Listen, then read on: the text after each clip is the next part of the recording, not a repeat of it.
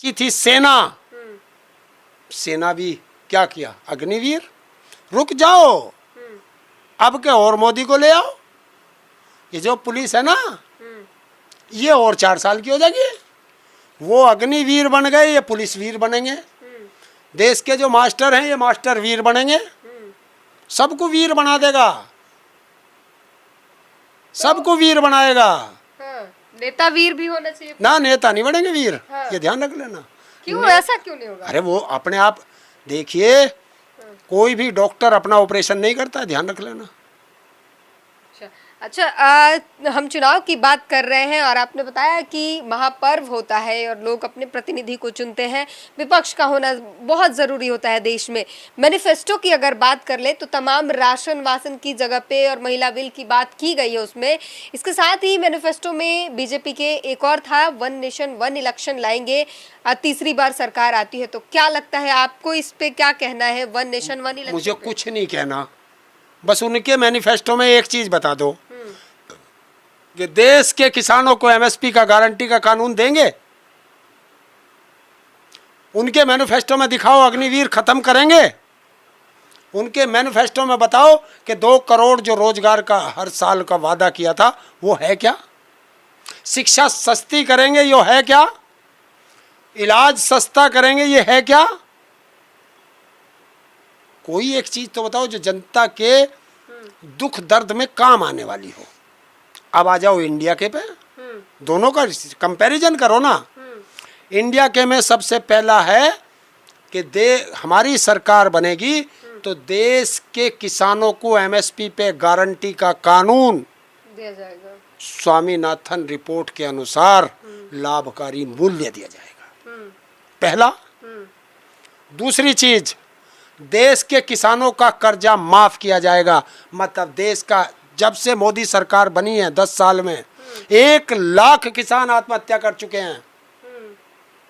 कोई उद्योगपति ने आत्महत्या की है क्या? किसी उद्योगपति को आपने कभी सड़कों पर आंदोलन करते देखा क्या? उनका कर्जा 15 लाख करोड़ रुपए माफ हो सकता है। मेरे देश के किसानों का 2 लाख करोड़ रुपए माफ नहीं हो सकता। तो देश के किसानों का कर्जा माफ होगा। महिलाएं, गरीब महिलाओं को, परिवार में एक गरीब महिलाओं को 8,500 रुपये महीना और टोटल मिला के 1 लाख रुपए साल का दिया जाएगा, ताकि महिलाएं अपना घर खर्च चला सकती हैं।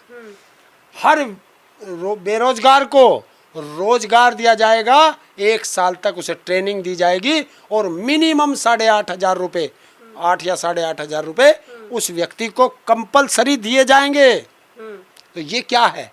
ये अग्निवीर खत्म करने की भी बात है। अग्निवीर खत्म, हाँ। पहली कलम से।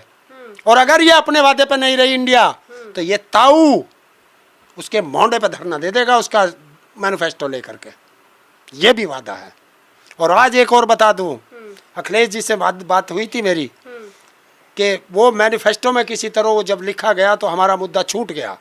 देश के विकलांगों को, जो दुनिया की सबसे कमजोर कड़ी है, उसके लिए अखिलेश जी ने वादा किया है कि अगर हमारी सरकार बनेगी तो देश के विकलांगों को देश में पहली बार विकलांग आयोग मिलेगा।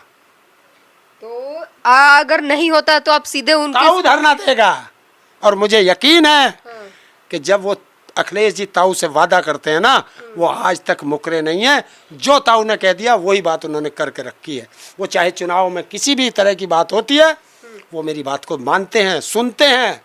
और शायद वो अपने सांसद और विधायक को इतना समय ना देते हो जितना इस ताऊ को देते हैं। तो क्या लगता है इस बार सत्ता परिवर्तन हो जाएगा? सत्ता परिवर्तन जनता करना शुरू कर दिया है। आपको कैसे पता चल रहा है? अभी तो चुनाव हो रहे हैं, अभी पहले चरण का ही चुनाव हुआ है। मैं हेलीकॉप्टर या हवाई जहाज से नहीं चलता हूँ। हाँ। समझ गए?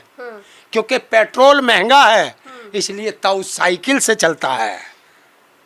और ये तो उन्होंने भी कहा है, उनके मंत्री या सांसद कहते थे, जब देश की जनता कहती थी कि पेट्रोल बहुत महंगा हो गया, पेट्रोल बहुत महंगा हो गया, वो कहते थे साइकिलों से चलो।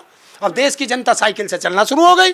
इस बार उत्तर प्रदेश की जनता सब साइकिल से चल रही है और साइकिल दौड़ रही है।